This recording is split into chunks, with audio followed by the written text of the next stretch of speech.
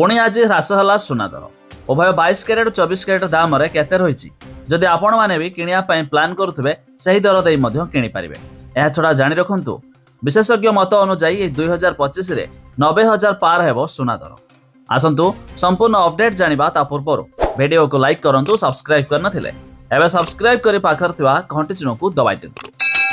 हम ओडिशा दर अर्थात राजधानी भुवनेश्वर रे आज सुना दर रे 1200 टंका ह्रास देखा मिली।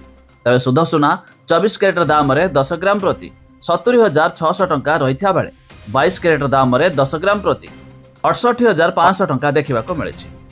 सेहीपरि दिल्लीर सरफा बजार रे आज सुना दर रे आंशिक मात्रा रे ह्रास देखा मिली। तेबे जहाँकि शुद्ध सुना 24 कैरेट दाम रे 10 ग्राम प्रति 71,700 टंका रही बेले 22 कैरेट दाम रे 10 ग्राम प्रति 69,400 टंका देखा मिली। यह छड़ा एमसीएक्स अर्थात मल्टी कमोडिटी एक्सचेंज रे आज सुना दर रे किछिटा मात्रा ह्रास होइछि। तबे जहाँकि शुद्ध सुना 24 कैरेट दाम रे 10 ग्राम प्रति 72,200 टंका रही बेले 22 कैरेट दाम रे 10 ग्राम प्रति 69,700 टंका रही 10 ग्राम प्रति।